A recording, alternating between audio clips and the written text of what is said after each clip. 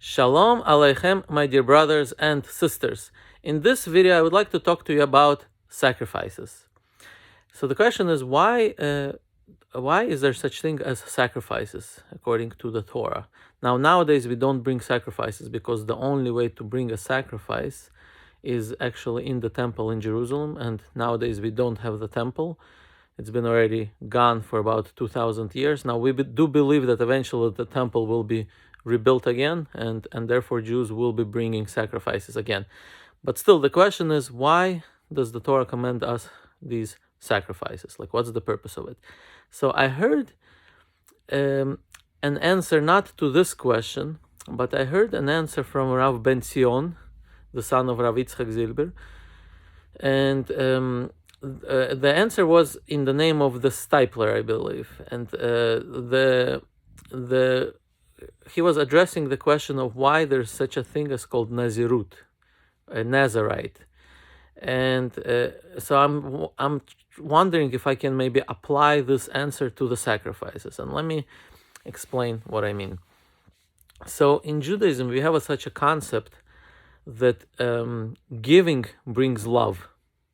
Means when one gives someone to something, something to the other, this is what brings love towards the other. So, for example, why do parents, for example, love kids the most? Parents love kids actually even more than kids love the parents.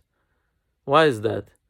And the answer is to that because parents giving to the children, parents are the givers to the children, and therefore automatically what happens is that the parents love the children because they are the givers. So the givers are those that love the other ones, and that's why, for example, between husband and wife, if both husband and wife would be only concerned about what they can give to the other, this is what actually would bring love between the two. Now, if both of them would think the opposite, what the other can give me, this is what actually would not bring love towards them, but would actually bring strife. And this is all throughout, we have this concept pretty much well established. In fact, it's interesting that, Hebrew being the holy language where everything has a reason, the Hebrew word for giving is ha'ava, and the word for love is ahava, which are the same letters, just rearranged. And the reason is because these two things are related, giving and loving. In fact, it reminds me of a little story, which I think is related.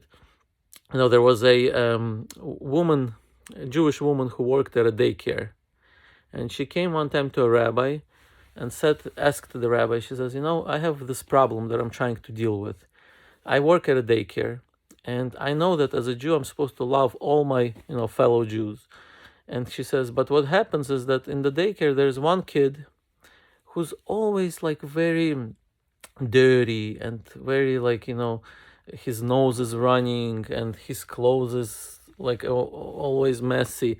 And she says, and I have the problem that I just cannot love him. Like when I see him, I become disgusted. And she was saying this honestly, meaning she really wanted to correct herself.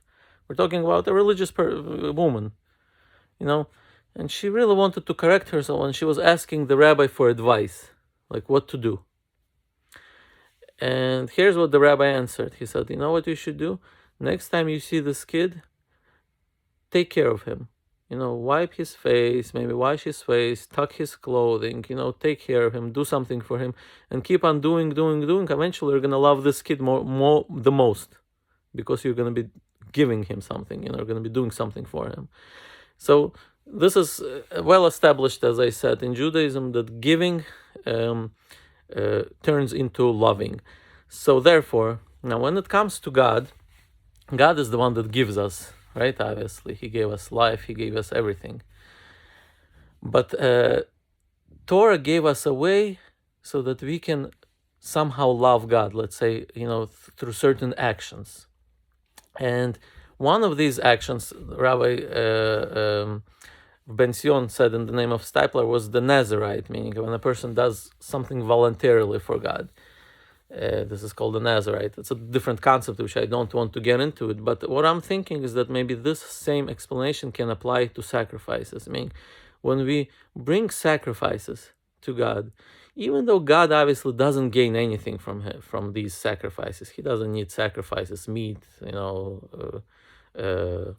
fragrances. He doesn't need all that. However, by the fact that we're doing these sacrifices, it gives us the feeling as if we're doing something for God, and that feeling automatically turns into love towards God. And I think that might be I think that might be one of the explanations, but I could be wrong.